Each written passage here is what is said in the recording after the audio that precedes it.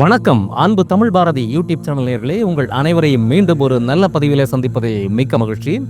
நம்முடைய Tamil Bharathi YouTube channel வழியாக பல்வேறு பயனுள்ள தகவல்களை தொடர்ந்து பார்த்து வருகின்றோம். அந்த வகையில் நாம் இன்றும் ஒரு அற்புதமான பயனுள்ள ஒரு தகவலை தான் உங்களுக்கு தர வந்திருக்கின்றோம். பார்த்திங்கன்னா, நம்முடைய இன்றைய நிகழ்ச்சியில் நம்ம பார்க்க போகிற தகவல் என்னென்னா, திருப்பதி ஏழுமலையான் கோயிலை பற்றின அற்புத தகவல்கள் தர இருக்கிறோம். திருப்பதி ஆண்டவர், அதாவது உலகத்திலேயே மிக பணக்கார கடவுளாக கருதப்படக்கூடிய நம்முடைய ஏழுமலையான் திருப்பதி வெங்கடாஜலபதியுடைய சில அற்புதங்கள் பற்றி நம்ம இந்த பதிவில் பார்க்கலாம். அவருடைய மகிமையும் அற்புதங்களும் வார்த்தைகளில் சொல்ல முடியாதவைதான். இருந்தாலும் நம்மால் முயன்ற அளவுக்கு அவருடைய அற்புதங்களில் சிலவற்றை இந்த பதிவிலே நாம் பார்க்க இருக்கின்றோம். அதுக்கு முன்னாடி நீங்கள் ஃபஸ்ட் டைமாக நம்முடைய சேனலை விசிட் பண்ணுறீங்க அப்படின்னா, கீழே இருக்கிற ரெட் கலர் பட்டனை கிளிக் பண்ணி நம்ம சேனலை சப்ஸ்கிரைப் பண்ணிக்கோங்க. இதுபோல் பயனுள்ள தகவலை தொடர்ந்து நம்ம சேனல் மூலமாக கொடுத்துட்ருக்குறோம். ஸோ மறக்காமல் நம்ம சேனலை சப்ஸ்கிரைப் பண்ணிக்கோங்க. வாங்க நேர்களே, நம்ம நிகழ்ச்சிக்கு போகலாம்.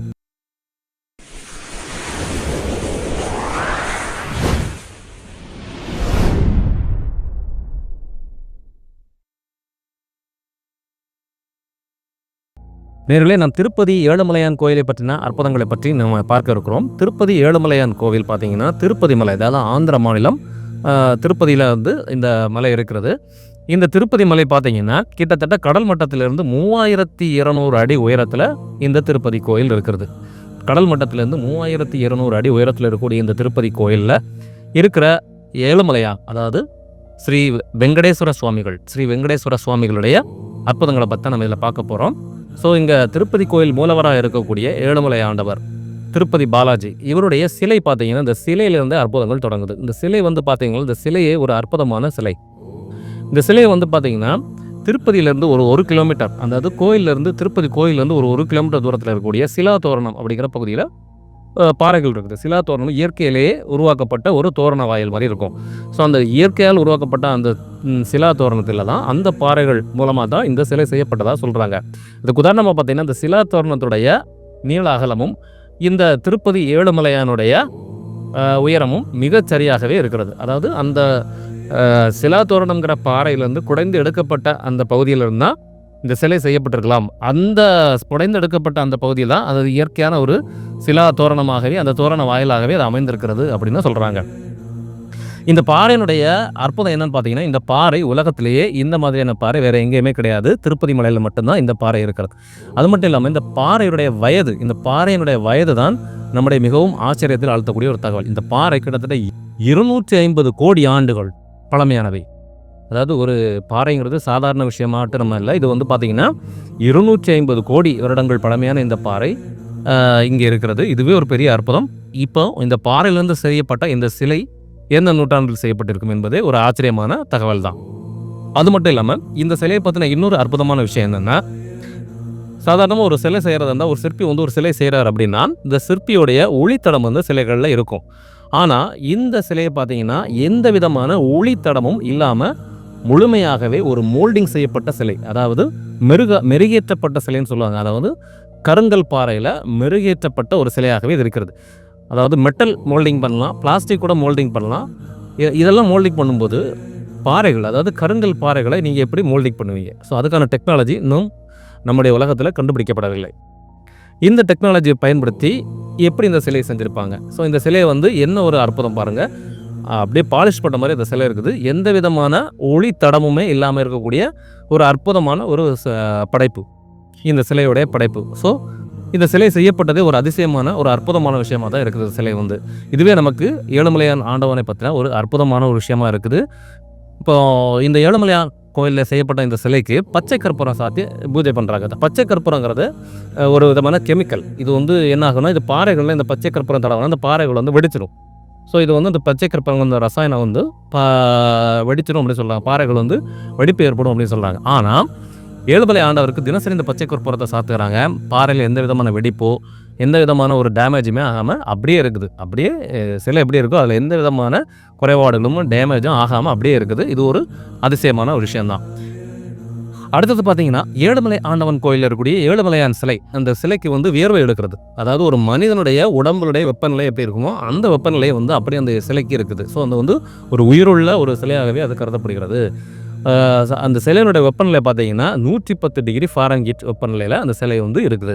ஸோ ஒரு மனிதனுக்கு எப்படி வியர்வை எடுக்குமோ அதே மாதிரி தான் அந்த சிலைக்கும் வியர்வை எடுக்கிறது. ஸோ அந்த வியர்வை வந்து என்ன பண்ணாங்கன்னா ஒரு பட்டு துணியால் என்ன பண்ணுறாங்கன்னா ஒற்றி எடுக்கிறாங்க. அந்த வியர்வையை ஒற்றி எடுக்கிறாங்க. ஸோ இது வந்து பார்த்தீங்கன்னா அது மட்டும் இல்லாமல் திருப்பதி கோயில் வந்து ஒரு ஏழுமலையான் சிலைக்கு வியர்க்கிறது அப்படிங்கிறது ஒரு அதிசயமாக இருந்தாலுமே அந்த கோவில் இருக்கக்கூடிய அந்த இடம் வந்து 3200 அடி உயரத்தில் இருக்கிற ஒரு மிகவும் குளிரான பிரதேசம். குளிர் நிறைந்த அந்த பிரதேசத்தில் வியர்வை ஏற்படுகிறது இன்னும் அதிசயம். அது மட்டும் இல்லாமல் அதிகாலை 4:30 மணிக்கு அங்கே அபிஷேகம் ஆராதனைகள்லாம் ஆரம்பிச்சிருவாங்க. குளிர்ந்த நீர், அதாவது பச்சை தண்ணீரில் தான் அபிஷேகம் பண்ணுறாங்க. அபிஷேகம் பண்ணால் அரை மணி நேரத்துக்குள்ள அவருக்கு மறுபடியும் வியர்வை வர ஆரம்பிச்சிருது. ஸோ அந்த வியர்வை வந்து ஒரு பட்டு துணியால் அவங்க வந்து ஒற்றி எடுத்துடுறாங்க. அடுத்தவரை பார்த்தீங்கன்னா திருப்பதி கோயிலில் வந்து பார்த்தீங்கன்னா இன்னொரு முக்கியமான விஷயம் வந்து நம்ம என்ன பார்க்க போகிறோம் அப்படின்னா, திருப்பதி கோயிலில் வந்து அதாவது அன்னப்பிரசாதம் படைக்கிறாங்க. அதுக்காக திருப்பதி ஏழுமலையான் கோயிலில் வந்து பார்த்திங்கன்னா மிகப்பெரிய ஒரு சமையல் அறை இருக்குது. ஸோ இங்கே வந்து நிறைய சிற்றுண்டிகள் சமையல் பண்ணுறாங்க.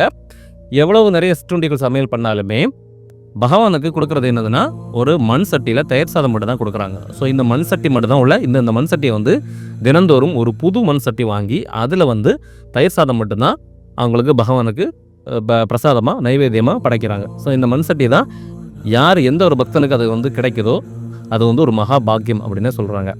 இன்னொரு விஷயம் பார்த்தீங்கன்னா திருப்பதி ஏழுமலையான் கோயிலுடைய உடை, அந்த அந்த ஏழுமலையான் ஆண்டவர், அந்த ஏழுமலையான் பகவானுக்கு சாத்தப்படக்கூடிய அந்த உடை பற்றின ஒரு தகவல் பார்க்கலாம்.